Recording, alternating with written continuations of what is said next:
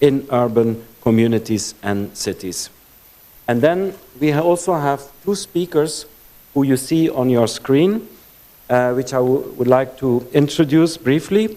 First, Ms. Sheila Patel. She's the founder of SDI, Slum Dwellers International, and the founding director of SPARK. SPARK is the Society for Promotion of Area Resource Centers, which is an NGO that has been working since 1984 to support community organizations of the urban poor in their efforts to access secure housing and basic amenities and seek their rights to the city.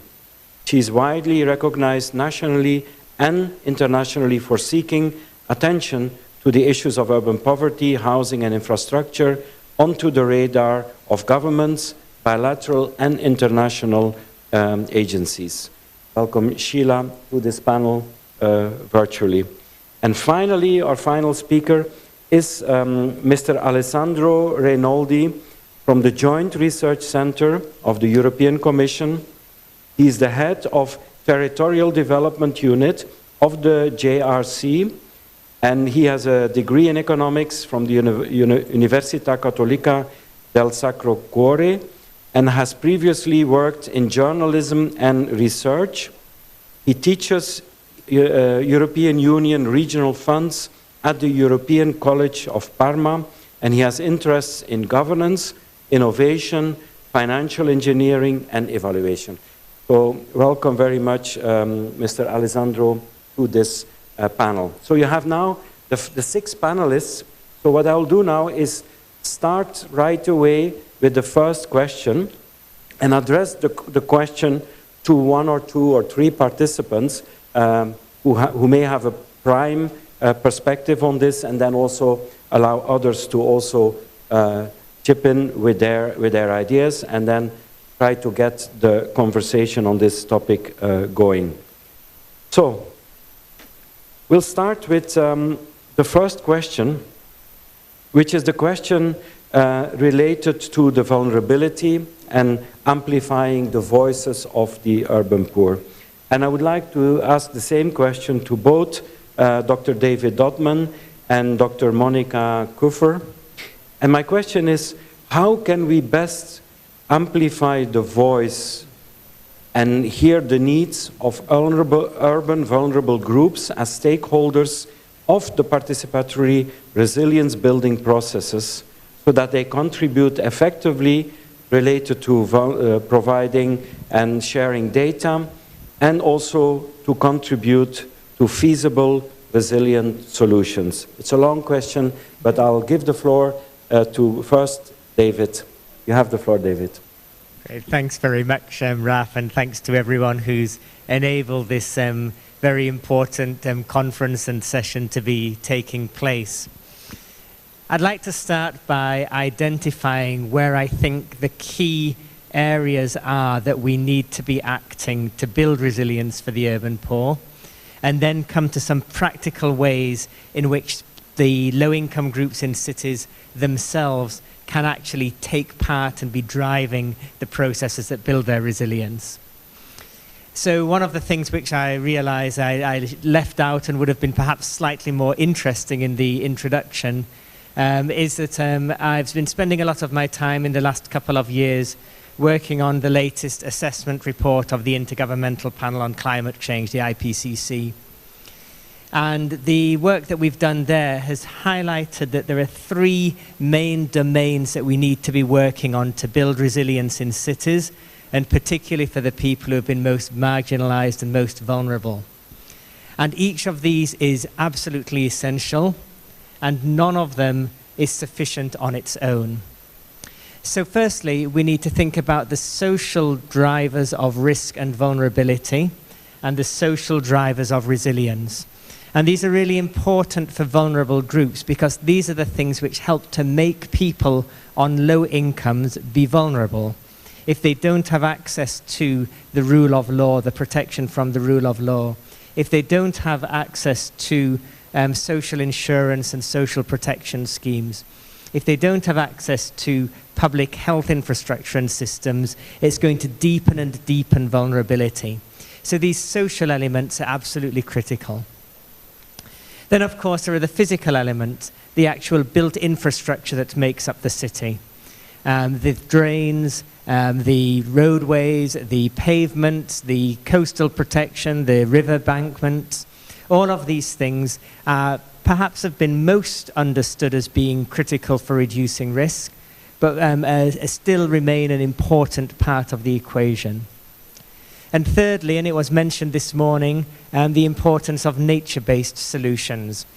The amount of practice and evidence that we have showing how trees, reforestation, urban parks, coastal wetland restoration can be absolutely critical in reducing climate-related risk, and can also meet many of the other needs for livelihoods of low-income groups.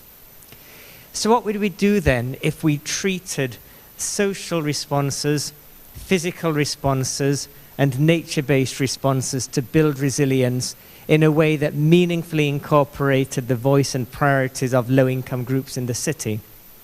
So I'm going to give examples, I think, for each of these and the way that it has been done and the way that we can think of doing it more. So firstly, one of the big issues around providing social infrastructure to reduce risk is the lack of information about who is entitled to benefits and who is in need of those benefits. And we have fantastic examples of the way in which organized community groups and federations of the urban poor have been able to collect the sort of data that shows who is most at need and who ought to be entitled to support in this area. And we can talk later, and Sheila may mention the Know Your City campaign, which is perhaps the best example of data that is being driven by low-income groups themselves. What about nature-based solutions? I'm going to do something very unusual on my part and give a British example, because although I am British, almost all of my work is outside of the UK. And in preparing for the COP next week, I've been talking to people from the city of Manchester, one of the largest cities in England, and they've been very excited about a community park in one of the most deprived areas of this large northern English cities, a community park called West Gorton Community Park.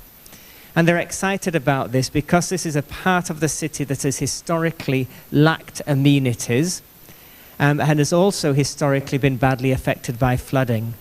And so the response in this particular area, a low-income area within a British city, has been to develop a sponge park to absorb floodwater, but also to provide amenity value to groups that need it more than most others in the city. And finally, the built infrastructure. Of course, we understand that at the scale of the city, there needs to be large-scale trunk infrastructure, particularly in large cities.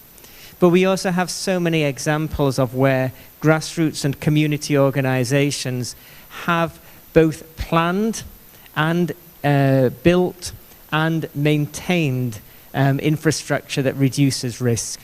Things like examples from seawalls in the Philippines, where the Philippines Homeless People's Federation has worked with local governments to build and maintain seawalls. Things like micro-drainage networks in low-income neighborhoods in Gorakhpur, a city in Uttar Pradesh in India. So we have examples of how the decisions and the implementation of social, nature-based and physical infrastructure really can draw on the insights and the priorities of the people who are most affected by the risks that these things can reduce. Thank you very much, David, for this very clear analysis with examples from North and South, focusing on social, physical infrastructure and nature-based solutions. I'll now turn to Monica Kuffer for her perspective on the same question, and then after I'll ask Sheila to do the same. Monica, you have the floor. Thanks a lot. I would like to follow up what we heard just now, the lack of information. Myself being a geospatial data scientist, so of course I will focus on the question, how much evidences do we have on the situation of the urban poor, and the interaction with climate. So when we look into cities, and that's, I think we heard today quite prominently that looking, for example, to African cities, that the majority of the urban population belong to the urban poor, but their needs are not taken care. We have very insufficient knowledge. We have insufficient finance to help them to prepare for climate change. When you look also to global existing data sets, like global population models we are working with, you see that the areas of the deprived communities, the urban poor, they're systematically underestimated, underrepresented. Sometimes it's maybe 10% of the real population living in such areas, which are existing in such global population data sets. We also have insufficient knowledge about the hazard conditions of these areas. We know and we suspect, and we have been also proving and showing that the urban poor are systematically more susceptible to hazards. They are always located at the most hazard-prone location, be it flood, be it landslide, being affected by environmental conditions like the massive amount of waste which is flowing through communities after flood events. But we don't have global data sets to prove and to stress these strong evidences to show that we need to take action, that we need to voice the issues of communities. Also, when you look on the situation of if you want to survey vulnerabilities, socioeconomic health vulnerabilities in communities, and you typically take like health sample surveys, then not having data, spatial data on the location of the urban poor simply underrepresents them in samples.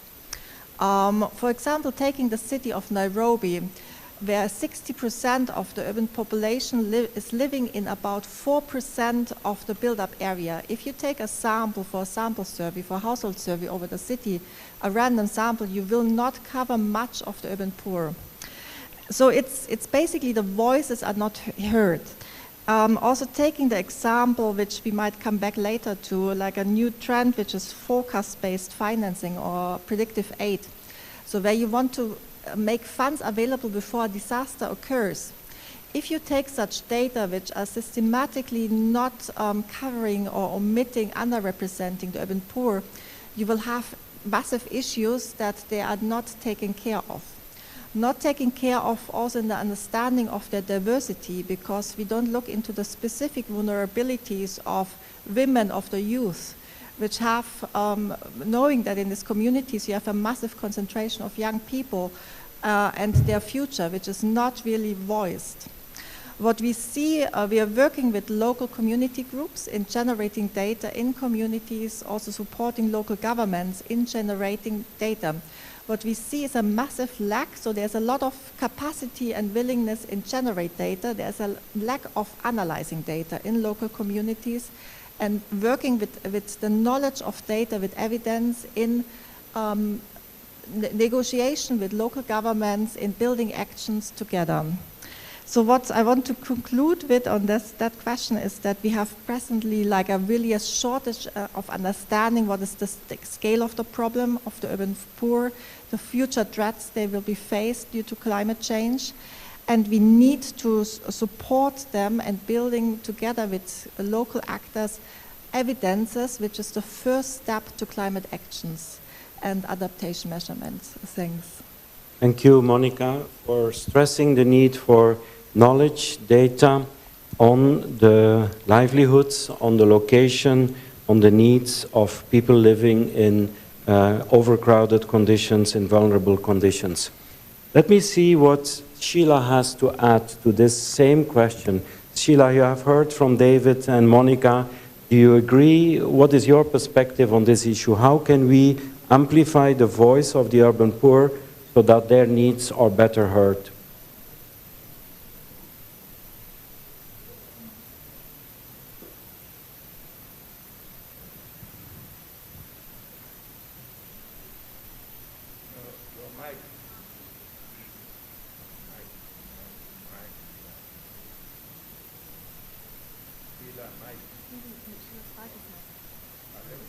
Sheila, looks like you're muted. Is that possible?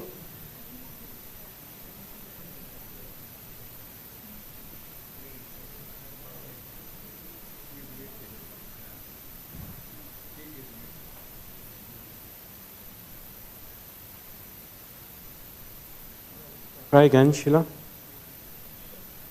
Hello, Raf, Yes, can you yes. hear me? Perfect, perfect. Great. So let me start again. As all of you who are organizing this event, and especially for the hosts, our local hosts in Egypt, I want to first of all congratulate you for bringing the next COP into the Global South. And apart from being a grassroots activist working on issues of the urban poor, I was invited last year to be an ambassador for the Race to Resilience, so I look forward to working with the next champion that will come from Egypt. So having said that, let me respond to both what you said, Raf, and what both Monica and David, who are good friends of mine, have to say. You know, I belong to a social movement, and I think that the first thing I want to say is that unless these billions of people who are vulnerable, both urban and rural, are not organized to produce collective voice, the transformation that we require them to participate in will not happen. Yet development assistance always treats poor people as individuals who you force feed into solutions that all of us as professionals think are good for them. And I think that's the first reflection we need to have. Poor people in cities, especially the cities in the Global South with which I am familiar, have been intergenerationally poor for 3 to 5 generations. As a result of that, they have an amazing potential for survival, and their resilience is at the survival stage. So they do not proceed to transform their lives into any form of mobility or improvement because there are deep structural impediments. So taken by themselves, good quality data, good practice, good partnerships, good, all the good things that you talk about are being said for the last 4 decades that I have been working. I have seen very few countries and very few cities and very few global programs actually demonstrate that they don't do it at a project level, but have institutionalized this at city level. And so 9 out of 10 times, the mayors and the municipality that are the closest face of the state for poor people are locked in an adversarial relationship because of structural problems that make informality continuously invisible. So what Monica says, that volumes, depth of what is needed is not done. And I can tell you that there are research after research after research that say the same thing. Small amount of land, largest volume of people. No infrastructure, no amenities and services, no health infrastructure, increasing informality of work, large mitigation projects that do not in any way serve the urban poor. So if this is the status, regardless of the fact that we have seminars like this, my major plea to everybody is no more talk. Next year when we meet in COP, we should all talk about the sustained commitment and 5-year plans that we take to move out of this present difficult situation, which is getting worse, for which everybody from global to local have to change, including the urban poor themselves. And so in order to do that, let me tell you what social movements of the urban poor are doing. Unfortunately, we have neither the resources nor the capacities to take every single slum in every single city and transform them into organized networks. But we have models, both urban and rural, of social movements that show how powerful collective action of voice, choice, and representation these institutional arrangements can do with the poor. And wherever they have seen a sympathetic, excited, enthusiastic mayor and local government, it has transformed these roles and relationships and produced a pathway for change. There are three things that I think are very critical in cities to change. First of all, we have the most dysfunctional development planning rules and regulations that do nothing about the reality that everybody living in informal settlements is illegal, is a squatter, and therefore not entitled to anything. The second thing is there is no, despite all the excitement of all the digitalization and the amazing growth of artificial intelligence and everything, our ability to put these instruments equally in the hands of the poor as scientists and big shot researchers is not happening. So poor people become beneficiaries and targets of other people's data collection, and at best we are patronizingly invited to participate in projects where we will collect our own data, but it's not our data in terms of our own analysis and our representation and what we want to do with the data. So the fact that there are not enough toilets, there is not enough water, the food situation in cities which devastatingly showed what was happening during COVID times is very apparent. And so I feel that at the heart of all these problems, especially when everybody finally brings in the private sector, we hope governments are not abdicating their own roles as duty bearers. But the reality is that we are stuck in a 200-year project of modernization. All our countries want to imitate northern cities, which work for the elite in our cities, but are completely inaccessible, unavailable, and exclusionary to those who live informally, who, by the way, are going to double in the next 10 years, regardless of whether we fulfill our SDG and climate targets, because of the manner in which we have developed our global economy. And finally, what I want to say is that there was a clarion call made before this called Adapt or Die by one of my fellow ambassadors, Emma. And what that basically says is that seriously good quality adaptation that produces good quality resilience is the need of the day, and it is local. You have to produce local transformation, changing local demands, demanding different things of our governments. That will produce both the fulfillment of the SDGs as well as that of the climate targets that we have.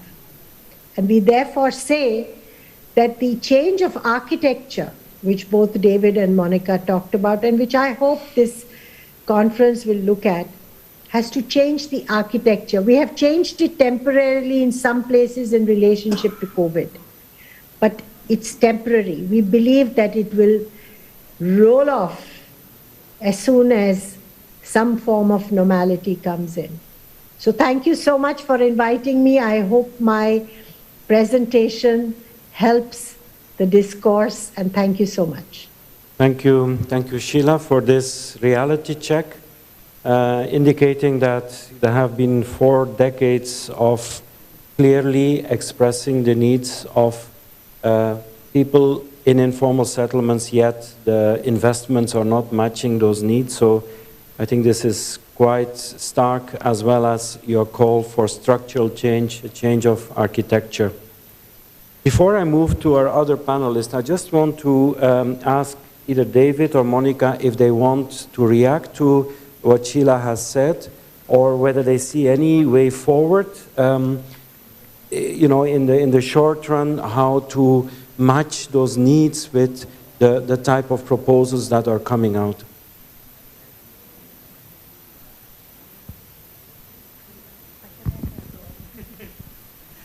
Just a very quick reply, and I've heard this voicing what Sheila said, to have the urban poor as the target of data collection, of being part of artificial intelligence-based models, and that's something which I see very rapidly. And it's like, on one hand, there's this problem that these models are biased against the urban poor often, because data are not well covered. They're not well covered in the models, and actually this makes the situation even worse as an outcome for the urban poor, because they are totally under-modeled. And then this huge question that researchers, and myself being a researcher, a lot of research is done but never communicated back and not done with communities, and we really have to change this mindset. That's, I think, a very strong point, at least from a researcher perspective. Very good. Okay, thanks. So let's leave this for a while. I mean, this is an important topic. This is the basis of our discussion, looking indeed at the resilience and adaptation for the most vulnerable people. But now I would like to bring in our two policy makers in this room, and starting from the local and subnational level to the national level. So I would like to ask Professor Peter Anyanyongo, how can the climate action be integrated in national and city policy while still responding to the needs of the most vulnerable people? Honorable Governor. Thank you very much. I think first to begin with, we must understand that although we have subnational governments, whether in Kenya or Egypt or Mexico, they operate within a national framework. So in Kenya, we say we have 48 governments in one, 47 county and one national, so that they are interdependent, although separate. In the area of environment and urban resilience, we have two institutions at the national level. One, the Ministry of Environment and Natural Resources. Secondly, the National Environment Management Agency. The national government's role really is to make policy and provide resources for environmental needs. The county governments implement some of these policies and regulations at the local level. In our case, for example, in Kisumu, Kisumu is a city of about 800,000 people during the day and 500,000 during the night, which means that it's a trading city. During the day, you have 300,000 more people in the city than at night. So there's a lot of movement between Kisumu and the western part of Kenya and the rest of Kenya. Secondly, Kisumu, like most cities and towns in Kenya, has a dichotomy in terms of residents. On the one side, you have people who live in the informal sector who happen to be the majority. On the other side, you have people who live in formal sectors, much more established, better planned, and so on, with more facilities. So this is really an anomaly, because the majority of the people are not really enjoying the goods in life, the normal goods, good life and so on, whereas the minority does. Now, this is a colonial inheritance, whereby the Africans were expected to live in low-cost housing, quite often in slums, while providing cheap labor to the colonial economy. We have not managed to change this radically since then. So the whole idea of making the urban area resilient is to be inclusive in trying to get rid of so-called informality and convert it to formality. Why do I say so? When I was a teacher at the university for quite some time, I used to tell my students that there's one saying that Karl Marx made, which is still relevant up to this very day. And he said the following in one of his treatises, that philosophers have described the world in various ways. The point, however, is to change it. I think that's the point that Patel was making just as she was speaking, that there's no need to having homilies and stories and data about the informal sector, about the poor in urban areas and so on, when you know that they are suffering. Our responsibility is to transform that informality into formality and bring those so-called people in informal settlement or slums into the kind of life that you and I live. This is going to cost money. This is going to require planning. In our case, for example, we have been working with UN Habitat. First, to have a geophysical and spatial plan for Kisumu City, which tells us who lives where, what they do, where the rivers, where the roads, and so on. Why is it that the informal sectors get flooded when it rains, where the formal and don't? What is happening? Is there drainage in the formal sector? Is there sewage and so on? The kind of services needed in the informal sector to formalize them is where the issue is. So let us plan first a geophysical and spatial plan, which zones the cities, tell us who lives where, then makes us make a decision that if we are not going to leave anybody behind, how do we use this plan for inclusivity? What kind of resources do we have to abolish informality, to abolish the informal sector, to abolish slums so that they are not an object for descriptions and data gathering and homilies year in, year out in conferences, so that they become part and parcel of urban life. That is when the urban areas will be resilient to face the vagaries of the weather. One last example. Recently, last year in particular, Kisumu received one of the worst flooding that has been known over the last 60 years. The last time we had such a flooding was in 1963, but we didn't do anything about it. This time it was worse. Businesses along the lake were destroyed, particularly informal settlements and slums were flooded, and it cost us a lot of money just to do remedial action. What was the lesson we were learning? We were learning that for quite some time we have abused the environment. The rivers have been silted. Lake Victoria has been rotting from the bottom. And when there was global warming, the water levels rose to an unusual high and almost swallowed the city. So in our plan, we must take care of this phenomenon, not just for the informal settlements, but for the city as a whole. So in our plan that we are now thinking about is complete revision of what the urban plan should be for sustainable development and resilient living. So I think this is a lesson to most places, not just in Kisumu, but this is what I would say today, that what we are going to do now is the two programs we have, for example, Kenya Informal Sector Program, KISIP, financed by the World Bank, and also Kenya Urban Settlement Program, also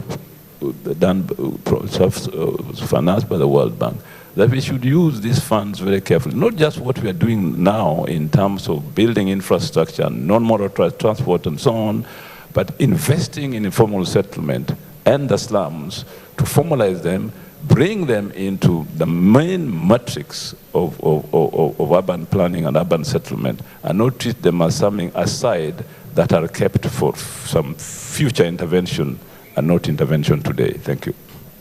Thank you. Thank you very much, Professor, Governor.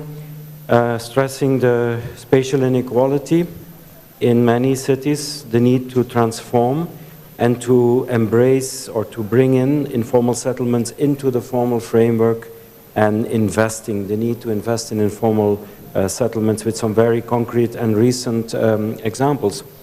I'd like now to turn to Honorable Marta Delgado, who, as I mentioned earlier, has served as an environmental secretary in Mexico City and is now at the federal level how can climate action in your country and beyond take into account the needs of the urban poor?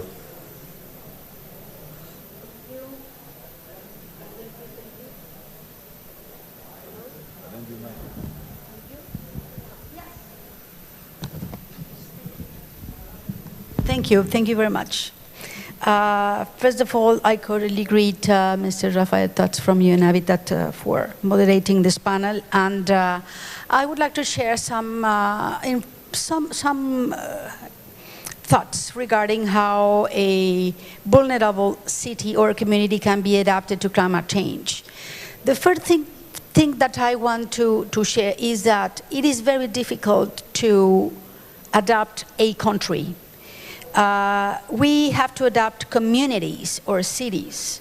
It is very challenging for the country to think how to adapt the whole territory.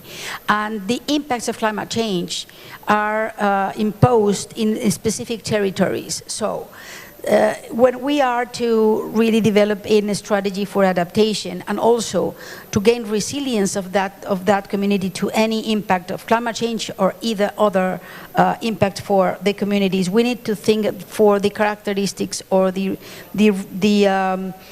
systems that are involving that specific community. In some cases, as in climate change, the vulnerable sectors of society and of the community are more vulnerable, are more marginalized populations, are more vulnerable to those impacts. And the capacity to adapt to those impacts is very correlated to the social and economic development of that society.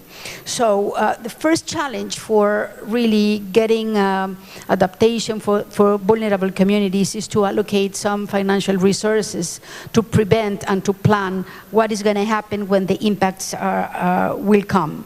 So the capacity also to adapt a community is related to the consciousness and the preventive ability of the authorities, but also of the population. The cultural changes that we need to react to any phenomenon is important. In Mexico City, for example, we are not we have a city that it is vulnerable because of earthquakes, because of flooding, because of the weather. So for the earthquakes, we have developed a very early awareness monitoring, and we have alarms that sounds, and the people know what to do if an earthquake is coming in the next minute, for example.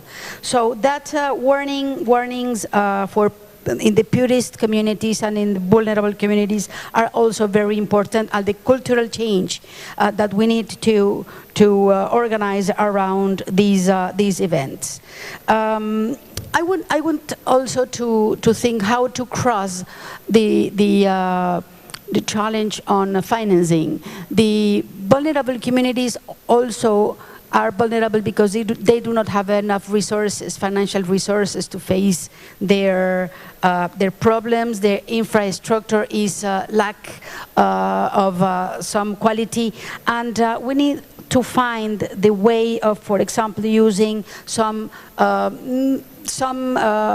insurance ways to solve the problem of getting a fund. Enough funds to organize the plans for vulnerable cities resilience. Developing world, those measures that can provide trade-offs for vulnerable communities are also very interesting. For example, we have to prioritize the vulnerabilities of a community, and there are, for example, some policies for reducing risks. For example, better draining systems that also provides health procurement and also climate prevention of that vulnerability for floods. So those investments that are both from education, from health, but also for climate and for environment are better for all these kind of communities. Finally, I want to to mention that the evolution of technology is very fast around the world, and the prevention is very related with the technology and the ability of cities and city mayors and authorities to decide in a better sense.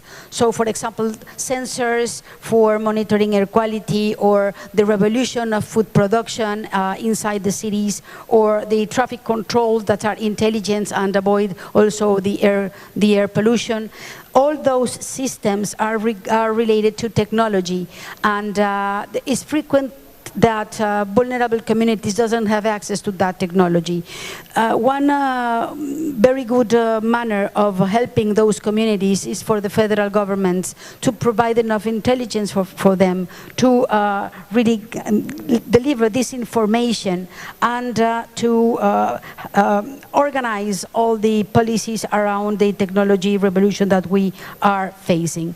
I want to say a final comment.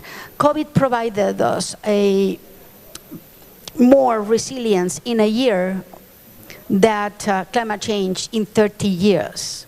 Why? Why? We were able to invest, to change our behavior, to change our way of living, to change our mobility, our relationships in 1 year.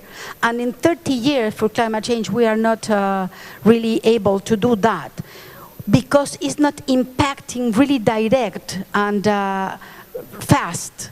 So we have known about climate change from 30 years ago to now, and we really have to understand that the impacts of climate change in cities and vulnerable communities are going to be worse than the COVID.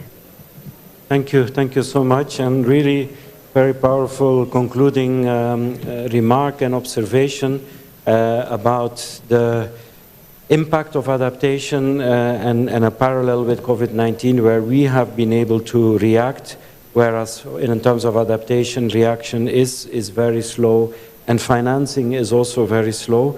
But also in the beginning, when you said that you cannot adapt a country, you have to adapt a community or a city, these are, I think, very wise words, speaking directly to the theme of this session, and then also mentioning technology as something that should be put at the disposal of the needs of vulnerable communities.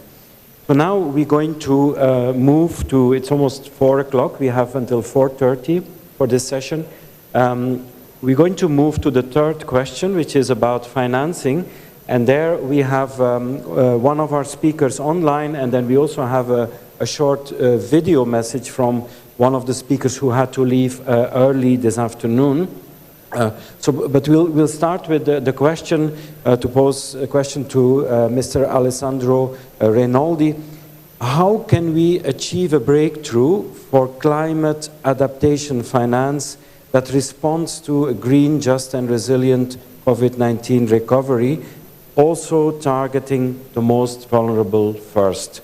Mr. Rinaldi, you have the floor, please. Thank you very much, Rafael, and thanks a lot to UN Habitat and the organizers of this great event. It's a pleasure and an honor to be here and share my thoughts with you all. Rafael, you have put probably the million-dollar question. It is indeed very I would say interesting and powerful to talk about this, how to bring together effectiveness and inclusiveness of policy action. It's a different story when you try to act and you try to achieve the objectives you have in your head. Let me try to share some thoughts on a couple of points. The first one is about localization. We all know that climate change effects and impacts are not neutral across territories. We also know that solutions are not universal, meaning that there is no actual and clear solution that fits everybody everywhere. So the localization of the efforts is absolutely crucial. But it's not enough. I think that we have to go further and put together a genuine and concrete synchronicity between policy efforts at all territorial levels, starting from cities, from local authorities, subnational authorities, national governments, and international organizations. Well, the European Union has put forward very recently, first, a huge effort on recovery and resilience with the newly established Recovery and Resilience Fund and plans, which is mostly addressed at the member states, so at the national governments. In parallel, the EU has set up 5 research and innovation missions that set, I would say, grand targets, grand objectives for the next decade. But in both cases, we have realized that national effort in that case with international funding is not enough. We have to go down to the granular territorial level. And on the other side, we cannot leave local authorities alone in fighting climate adaptation just because, I mean, the battleground is really there. It's really where people live and work. This is my first point. So we need policy alignment across territorial levels, and we need policy alignment across domains as well.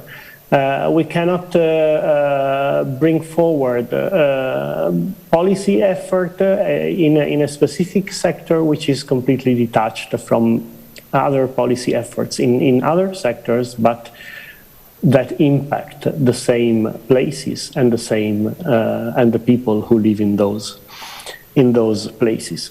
So, and in order to go one step beyond, I think that we need to move from listening to people, listening to the communities, to enabling them and empowering them. In the European Union, we have experimented a methodology to develop innovation strategies, territorial innovation strategies based on the combination of evidence coming from the scientific knowledge, so science-based knowledge, with community-based knowledge.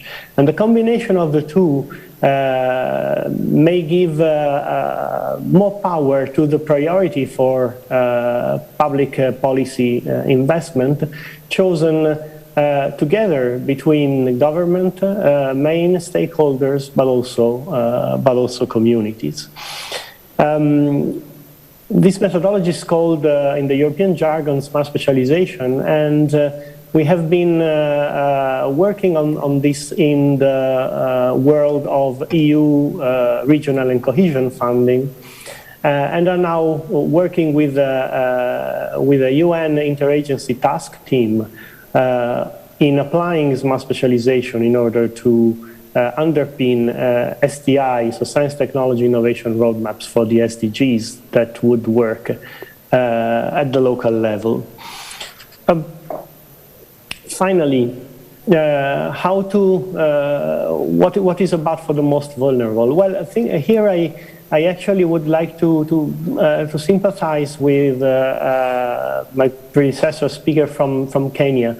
I think that we should not treat the most vulnerable as a completely separate category, but trying to mainstream the issue of vulnerability and the issue of equality into the main channels of policy effort. And this is something that it's not easy, but in the European Union policy making circle, not only for internal policy but also for external policy, so for the construction of international partnerships, we are striving to achieve. And I will stop here on this. Thank you very much. Thank you. Thank you very much, Mr. Reinoldi, for emphasizing the need for policy alignment across different territorial levels, also the link between science-based and community-based knowledge, and finally emphasizing the issue of mainstreaming vulnerability as part of main policy rather than looking at the groups, for instance, in informal settlements separately. I would like now to ask the Secretariat to briefly screen the video message from one of our participants who was supposed to be here with us today on the stage but had to leave early, Mr. Andrew Chimponda from Shelter Afrique, who has also a message on this topic of this roundtable. Please.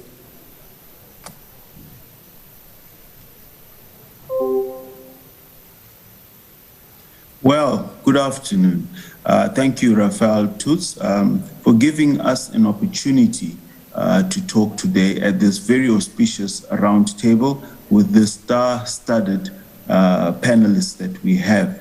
I would love to stand on existing protocols and just to appreciate, of course, our host, His Excellency, the Minister of Local Government, Major General Mahmoud Sharawi, and of course, the Executive Director of the UN for inviting us, Madam Maimouna Mood Sharif.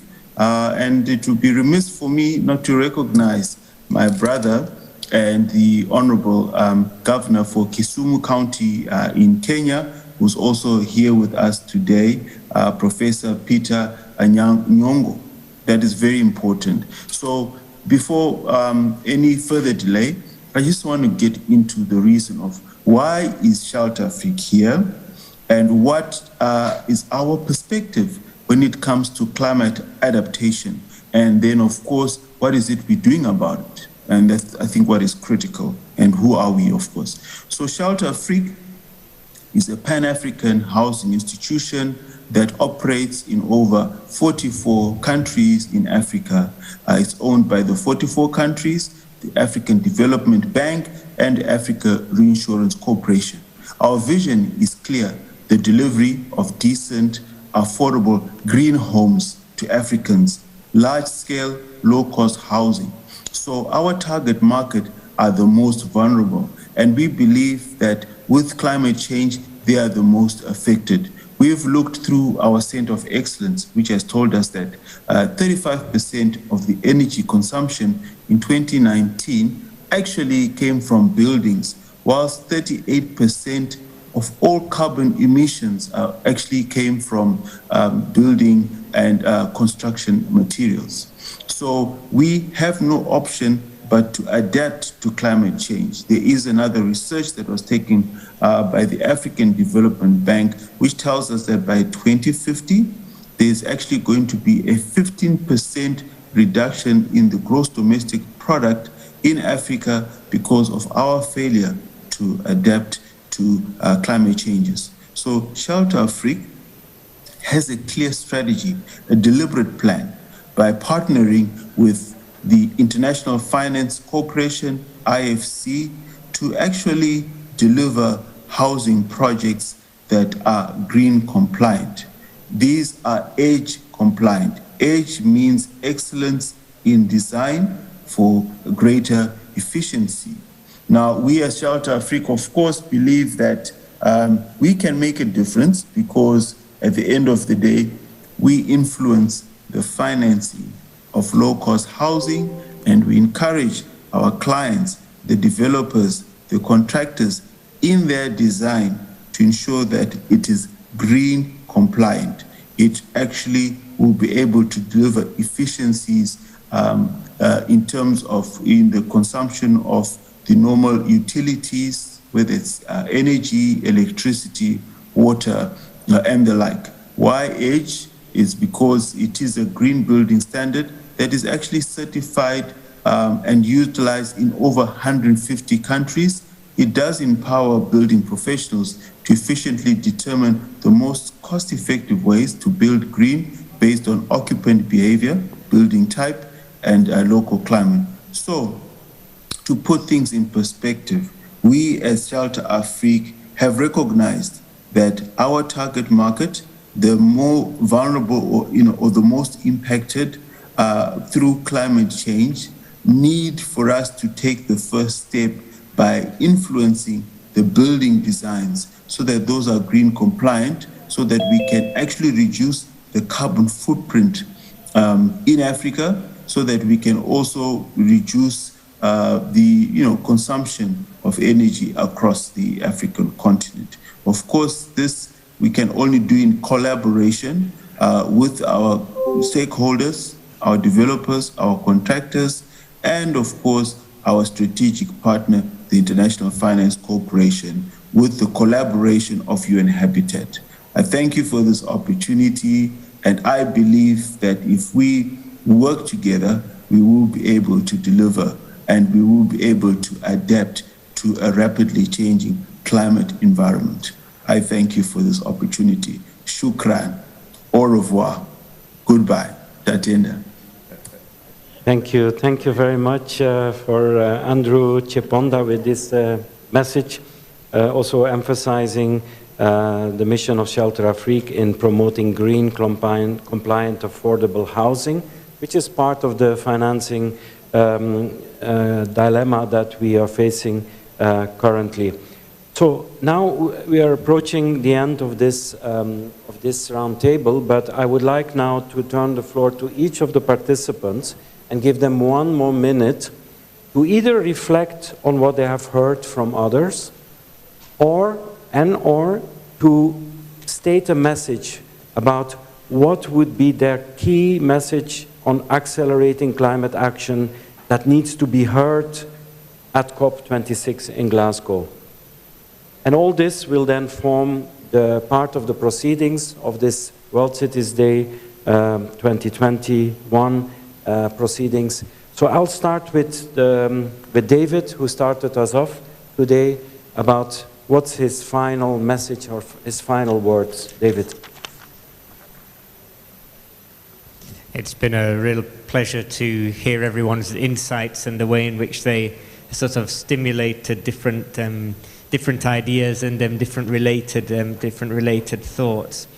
I think a couple of things that have stood out to me that I feel are messages we need to take forward to the global policy domains.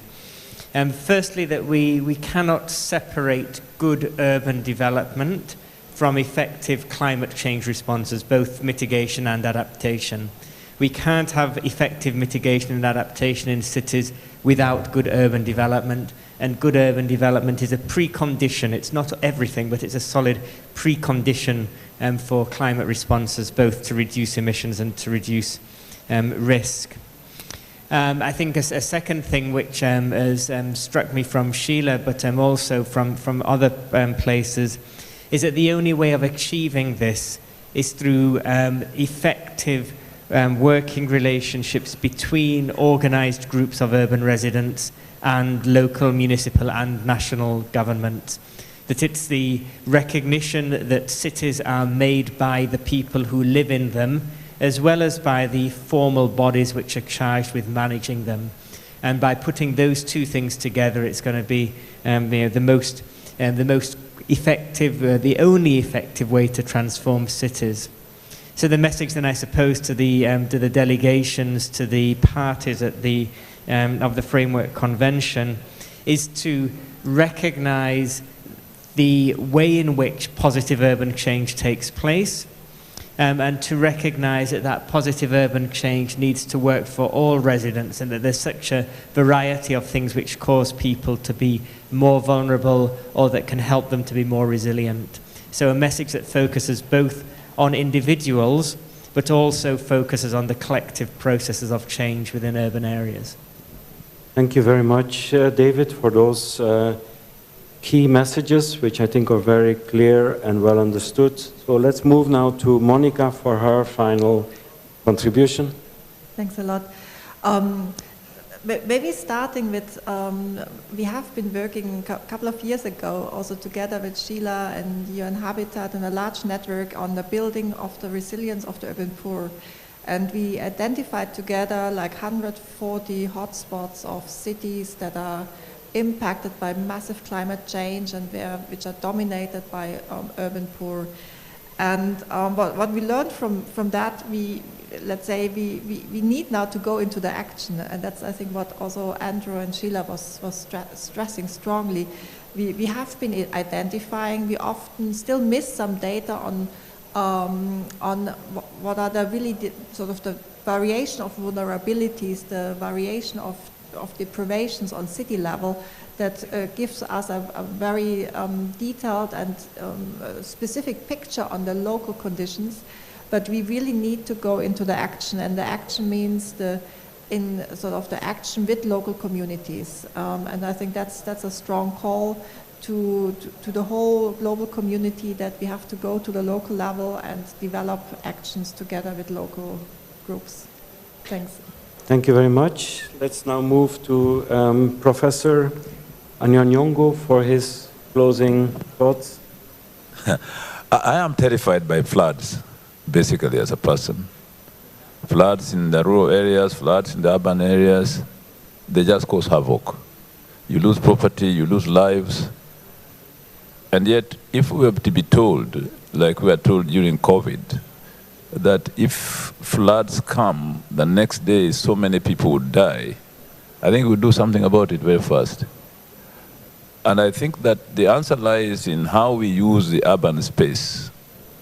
The reasonable balance between the built-up space in urban areas and the green areas in the urban areas, and also how we build infrastructure in the urban space, whether we provide enough drainage, sewage, and whether the roads are wide enough to be used, whether it is dry or there is rain. So proper planning of the urban space, whether big urban areas, small urban areas, proper use of that urban space, in fact, a good balance between the concrete and the greenery, proper planning of how many people live there and not discriminating against the what is called high-density settlements. You know, that's how you go to City Hall and you are told that is a high-density settlement, this is a low-density settlement, and so on. And yet when it floods, the high-density settlements really suffer. So we need to kind of decolonize our minds, because these words high-density come with us for a long time, and really democratize the use of urban space and the balance of that use of urban space, so that it cannot be vulnerable to flooding. I think that's the opposite of resilience. Resilience means that come rain or sunshine, we shall all enjoy the urban space. Nobody will be left behind, suffering in a high-density space when it rains. Thank you very much, Professor, for those very clear messages related to the threat of flooding, which will become more and more prevalent. I would like now to move to Mr. Rinaldi first, and then give the final word to Honorable Marta Delgado. Alessandro Rinaldi, please. Yes, well, just a very quick reaction. I think that one of the points that come out of this discussion is the need for a directionality of the policy effort. So climate change is not detached from COVID recovery, from any other grand, I would say, objective of policy effort, and it has to be streamlined and aligned. I think if only one tile of the puzzle doesn't do their job, then we might risk of having suboptimal impacts on the people. And this is probably one key issue that we have to tackle. Thank you. Thank you very much for your final message. So now, before closing, we would like to give the floor to Honorable Marta Delgado for her final thoughts and closing remarks. Thank you very much. I think that all has been said. I just want to reflect on two things. Right now, I am reading the declaration of the G20. They have finished the meeting, and they are to support, for example, the fund, the Green Fund, and to gather $100 billion for the fund. In the first place, it is going to be very important to think where that money is going to be invested. And maybe for Glasgow, it's going to be very important to ask for a percentage to be invested at a local level. So this is a first activity that we can support as UN Habitat there in Glasgow. Afterwards, also, the fact that we have to reflect on the fact that right now we want to gain resilience and adaptation for cities and to reduce the GHG emissions. But at the same time, the communities are eager to be developed and are demanding more energy, more services, and people is increasing at the city level. So majors and local authorities are going to face both demands at the same time. They are right now, but in the future where technology is going to be in place and where all the people are willing to have access to services, computers, and energy, we need to really switch and make a transition for this energy demand and services that are greener and cleaner. Finally, I have to say that around the world, the power pass from one government to another at the local level is always critical because sometimes, for example, in my country, it's a 3-year period, a non-re-election. Sometimes it can be re-elected, but we have to also support authorities and professionals at the local level to hand over all the work and also to be permanent or professional service at the local level in the government. It will be very important for the future of these goals to have this personnel committed and to keep this personnel of administrative local government inside and take advantage of their abilities and their experience. These are reflections not for the panelists, but that I gather amongst all the ideas that were presented here. And I thank you very much for this opportunity, Rafael. Thank you very much, Honorable Marta Delgado. And I think all your message and all the messages are well noted. And our Executive Director is going to lead from tomorrow a mission to London and Glasgow, and I'm sure this message will be used in her speeches and in her engagement with Member States. So thank you very much. I'd like to close with asking a round of applause for our very excellent panel, both here and online, I think, who contributed excellently to these very complex questions of urban vulnerability, linking national and local action, as well as financing adaptation. Thank you very much, and have a good afternoon.